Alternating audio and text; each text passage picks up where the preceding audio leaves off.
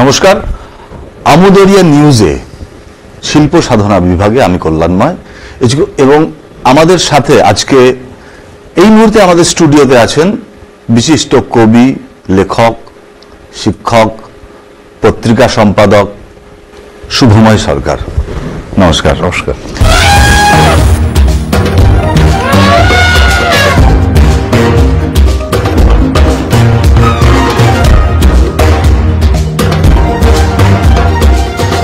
আসছে হাতিও অভিযান, প্রতি শনিবার ঠিক রাত 9টায় চোখ রাখুন আমুদরিয়া নিউজে। Amudariya news, voice of the marginal. সময় আপনি আপনার সাথে সরাসরি প্রশ্নে চলে যাই। আপনি এই লেখালেখির জগতে কেমন ভাবে এলেন, কবে এলেন, হঠাৎ কেন এলেন? আমি আসলে বড় হয়েছি একটা ভীষণ রকমেরই কি বলবো, শিল্প সাহিত্য সংস্কৃতির একটা পরিবেশ, মানে আমার বাড়ির পরিবেশ। আমার বাবা তো অধ্যাপক ছিলেন পেশায়, কিন্তু তার বাইরেও বাবা তো একজন প্রাবন্ধিক ছিলেন, এখন প্রয়াত। তো আমি দেখেছি আমাদের বাড়িতে না রোববার যে কোনো দিনই আমাদের বাসায় খুব আড্ডা হতো, মানে যাকে একবার আড্ডার নরক গুলজার। তো আমার রোববারের সকালটা ছিল আমাদের বাসায় একদম ভয়ঙ্কর রকমের আড্ডা, এবং সেখানে প্রচুর সৃজনশীল মানুষ, মানে যারা লেখক, শিল্পী, সাহিত্যিক, সম্পাদক। কোন কোন সম্পাদক আসতেন তোমার? মোটামুটি উত্তর পূর্বাঞ্চলের বলা যেতে পারে যে নর্থ ইস্টের কিংবদন্তি সম্পাদক এবং গল্পকার ছিলেন অখিল দত্ত, প্রয়াত। অখিল দত্ত কিন্তু আবার কুচবিহারের, অরিজিনালি কুচবিহারের ছেলে মানুষ, পরবর্তীতে রেলে চাকরি নিয়ে গুয়াহাটিতে চলে যান। অখিল দত্তের পূর্বদেশ একটা অসামান্য পত্রিকা, এবং আমার মনে হয় যে অখিল দত্ত, আমি এটা রেকর্ডেড রাখতে চাই আমার এই কথাকে, যে আজকে সমস্ত উত্তর পূর্বাঞ্চলে যে এত ভালো ভালো, প্রচুর ভালো ভালো পত্রপত্রিকা হচ্ছে, সাহিত্য পত্রিকা, অখিল দত্তকে পায়োনিয়ার বলা যায়। মানে যিনি দৃষ্টান্ত স্থাপন করে গিয়েছিলেন যে একটা লিটল ম্যাগাজিনের সাহিত্য পত্রিকার আঙ্গিক কেমন হতে পারে, এবং খুব বড় স্বপ্ন দেখেছিলেন তিনি। বাংলা সাহিত্যের সমস্ত খুব বিখ্যাত মানুষেরাও সেখানে তার পত্রিকায় লিখেছিলেন। তো সেইরকম একটা লোকজনের মাঝখানে বড় হতে হতে কোথাও একটা অনুভব করেছিলাম যে কিছু একটা লিখতে হবে। এবং তারপরে আমার স্কুল জীবনের পর আমি চলে আসি বাড়ি ছেড়ে হোস্টেলে, এবং আমি তিস্তা পাড়ে, মানে জলপাইগুড়ি শহরে, আমি যখন জলপাইগুড়ি এসি কলেজে ইংরেজি বিভাগ তখন ভীষণ ভালো ছিল, এখনো ভালো। তো আমি সেই সময় জলপাইগুড়ি এসি কলেজে ইংরেজি বিভাগে পড়াশোনা শুরু করি। তো সেই সময় জলপাইগুড়ির একটা পরিবেশ আছে ভীষণ রকমের, যে শহর দেবেশ রায়ের, যে শহর সুরজিৎ দাশগুপ্তের শহর, কার্তিক লাহিড়ির শহর, সমরেশ মজুমদারের শহর। এখানে অধ্যাপনা করেছিলেন আমাদের কলেজে, সেটা আমি তো পাওয়ার কথা নেই, কিন্তু অনেক আগে অধ্যাপনা করেছিলেন নারায়ণ গঙ্গোপাধ্যায়।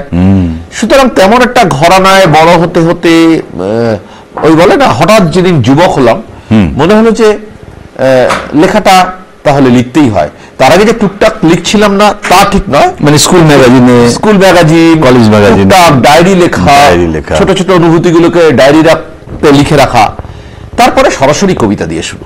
তোমাকে এই কবিতা যে শুরু করেছো, তোমার কবিতা লেখার ইন্সপিরেশন কি? এরকম কোন কবি আছেন তোমার কাছে যে একে দেখে আমার এই মনে হয়েছে, যে একে পড়ে আমার মনে হয়েছে যে আমি কবিতাটা লিখি? না, সেই রকম ভাবে নয়।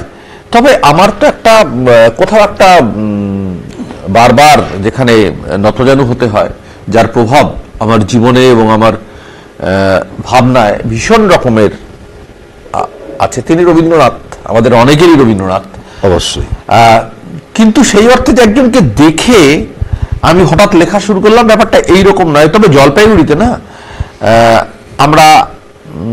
আমি যখন হোস্টেলে ছিলাম, তো আমরা হোস্টেলের কয়েকজন, সবাই নিশ্চয়ই নয়, জলপাইগুড়ি শহরের সঙ্গে খুব বেশিভাবে মিশে গেছিলাম। এবং সেই সময় 4 নম্বর গুমটির কাছাকাছি, ওই 4 নম্বর গুমটিটা 3 নম্বর গুমটি বোধ হয়, ওই কাছাকাছি 3 নম্বর গুমটি, চাটাইয়ের একটা আড্ডা, চাটাইয়ের বেড়ার একটা আড্ডা, মানে ওখানে চাটাই বানানো হতো বাঁশের দিয়ে।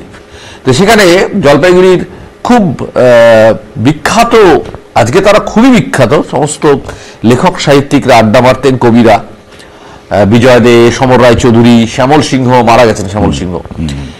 এদের কাছে না আমরা তখন অনেক অনুজ, কলেজে পড়ি, এদের কাছে যেতাম, হ্যাঁ, কথা শুনতে শুনতে কোথাও একটা প্রভাব তো অবশ্যই ছিল, কিন্তু একজনের কবিতা পড়ে অনুপ্রাণিত হলাম, নট দ্যাট, সেটা ঠিক নয়।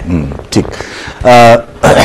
আচ্ছা, তোমার কবিতা লিখতে ভালো লাগে নাকি? তুমি তো এখন গল্পকার হিসেবেও একটা প্রতিষ্ঠিত নাম শুভময় সরকার, এবং প্রবন্ধও আছেই সেই সমস্ত বিষয়। তো কোনটা লিখতে তুমি তোমার বেশি পছন্দ হচ্ছে এই মুহূর্তে এখন? খুব ভালো প্রশ্ন। আসলে না এই জায়গাটা আমারও বলার ইচ্ছে ছিল।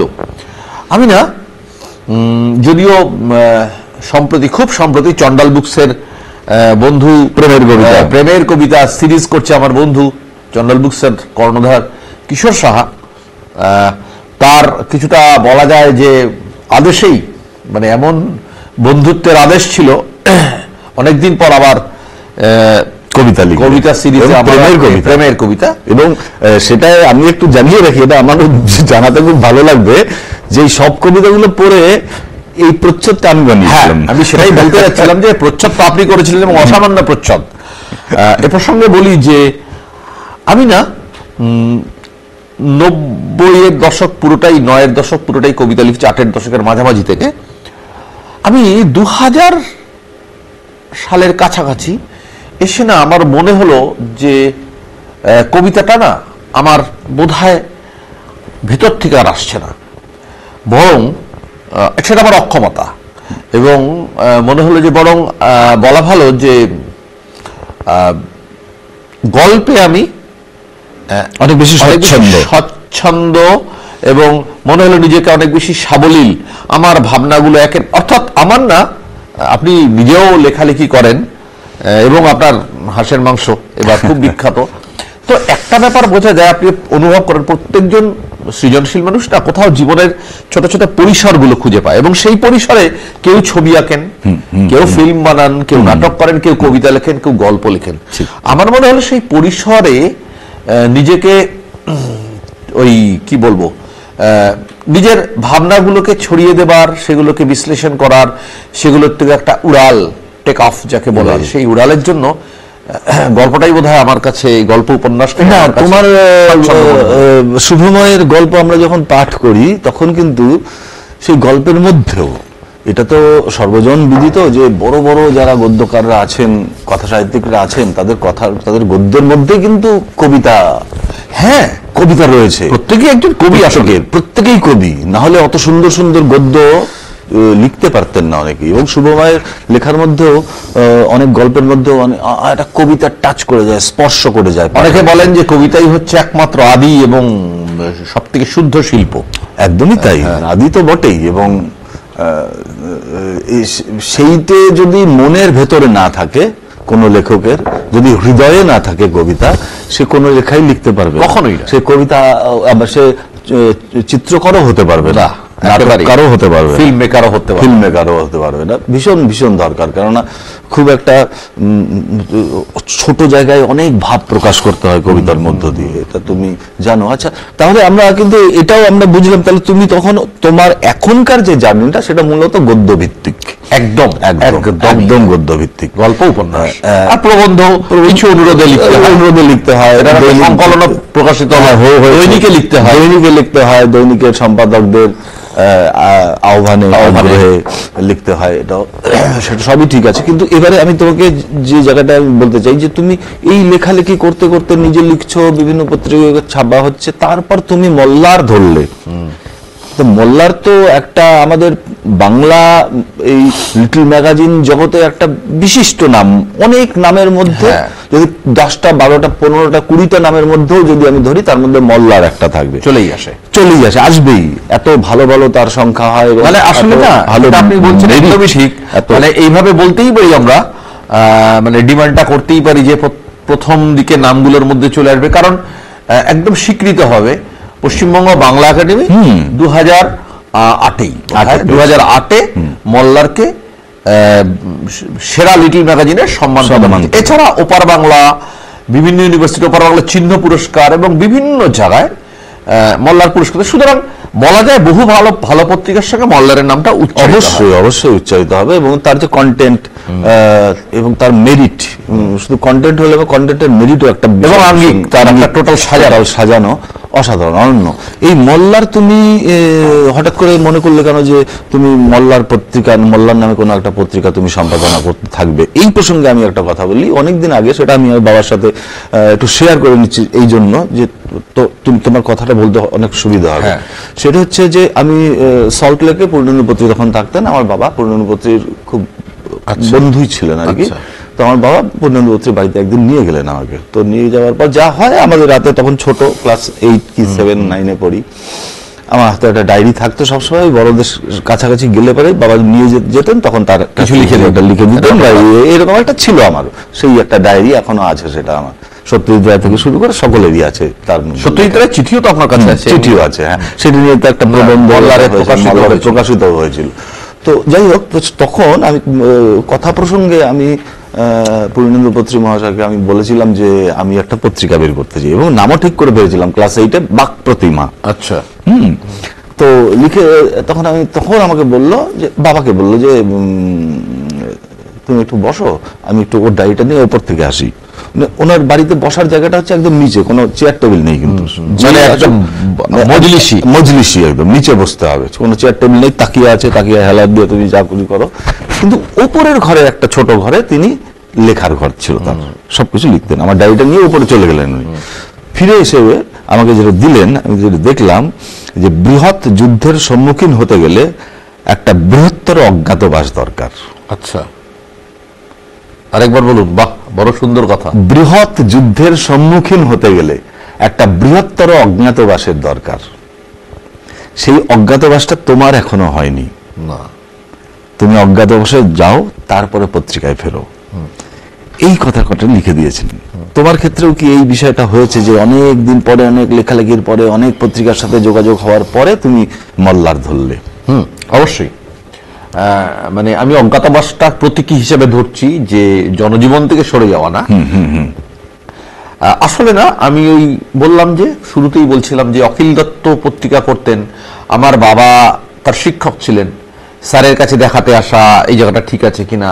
তার আগে আমার বাবার, মানে এটা আমরা খুব মানে দায়িত্ব নিয়ে বলতে পারি যে উত্তর পূর্বাঞ্চলের বহু পত্রিকা, বিশেষত গৌহাটি শহরের বহু ভালো ভালো ডিটেল ম্যাগাজিন, একাল, হ্যাঁ, উত্তাল তরঙ্গ, এরকম বহু ভালো ভালো পত্রপত্রিকা কিন্তু আমাদের ঘরে বসে, মানে আমাদের আড্ডা ঘরে বসে বাড়িতে পেয়ে যেতাম না। সেখান থেকেই পরিকল্পনাগুলো হতো যে একটা করলে হয়। আচ্ছা, সেই সময় একাল বেরোতো, তারপরে পূর্বদেশ, একা এবং কয়েকজন, এখনো বেরোয় একা এবং কয়েকজন, ভীষণ রকমের মানে অসামান্য একটি পত্রিকা, খুবই তখন জনপ্রিয় ছিল, একা এবং কয়েকজন। তো এই যে পত্রিকাগুলো আমি দেখে দেখে না, আমি যখন পত্রিকা শুরু করব বলে ভাবলাম, তখন অলরেডি আমি মানে 10 স্টেপ এগিয়ে যে শুরু করেছিলাম কাজটা।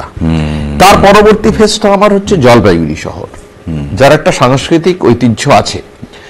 সেখানে এসেই দেখলাম আমার বাবার বন্ধু ছিলেন দেবেশ রায়, সুরজিৎ দাশগুপ্ত, কার্তিক লাহিড়িরা বাবার বন্ধু, দাদা, এইভাবে সুরজিৎ বসু।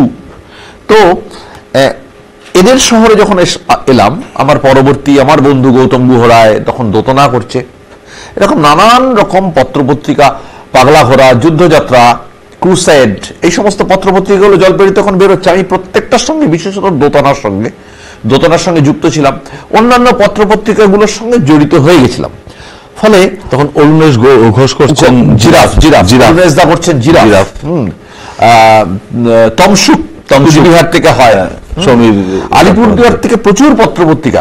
কিন্তু আমি সরাসরি প্রভাবিত হয়েছিলাম জলপাইগুড়িতে কয়েকটি পত্রিকা দ্বারা, এবং প্রভাবিত হয়ে আমি, প্রভাবিত বলাটা ভুল, বলা যায় যে আরেকটু উৎসাহ পেলাম, এবং আমি কিন্তু আরো 10 স্টেপ ভেতরে এগিয়ে গেলাম, পরিকল্পনাটা করলাম।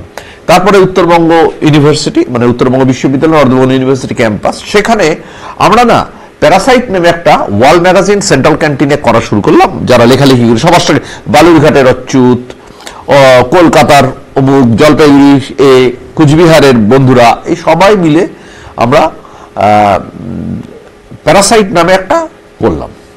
আরেকটা করলাম ক্যাম্পাস থেকে, বলছি সে সময় ক্যাম্পাস থেকে বলছি, যাদবপুর ইউনিভার্সিটি থেকে বেরোতো একটা, ক্যাম্পাস থেকে বলছি। তো ফলত আমরা না নামটাকে চেঞ্জ করে প্যারাসাইট করলাম। করতে করতে করতে করতে ইউনিভার্সিটি ক্যাম্পাস ছাড়িয়ে চাকরি জীবনে প্রবেশ। এবার আমার বলা যেতে পারে প্রস্তুতিটার পরিকল্পনা শুরু করলাম। একটা কথা খুব পরিষ্কারভাবে অন রেকর্ড বলি, আমি লিটল ম্যাগাজিন, অবশ্যই লিটল ম্যাগাজিন, সাহিত্য পত্রিকা লিটল ম্যাগাজিন, কিন্তু আমি সাহিত্য পত্রিকা বলতে ভালোবাসি, কারণ লিটল ম্যাগাজিন 60-এর দশকের যে কনসেপ্ট, লিটল ম্যাগাজিনের 80-এর দশকের যে কনসেপ্ট, আজকের লিটল ম্যাগাজিনের ভাবনা কিন্তু অনেক বদলে গেছে, কারণ সময়ের সঙ্গে পরিবর্তন জরুরি অবশ্যই। কিন্তু যুদ্ধক্ষেত্রটা একই আছে, হ্যাঁ, শুধু কৌশলটা বদলেছে মাত্র। সেক্ষেত্রে দাঁড়িয়ে আমি ঠিক করেছিলাম আমি কখনোই আঞ্চলিক একাদশ খেলবো না। মানে এটা আমি খেলার উদাহরণ দিয়ে বলি, আঞ্চলিক একাদশ খেলবো, অর্থাৎ শুধুমাত্র শিলিগুড়ির পত্রিকা হয়ে থাকবে, শুধুমাত্র উত্তরবঙ্গের পত্রিকা হয়ে থাকবে না। এটা বাংলা সাহিত্যের একটি জায়গায় পৌঁছবে এবং তার আঙ্গিক, ছাপা, বাধাই, তার প্রচ্ছদ, সমস্ত কিছুর দিয়ে শুরুর থেকে নজর দিয়েছি আমি এবং আমার কিছু বন্ধু।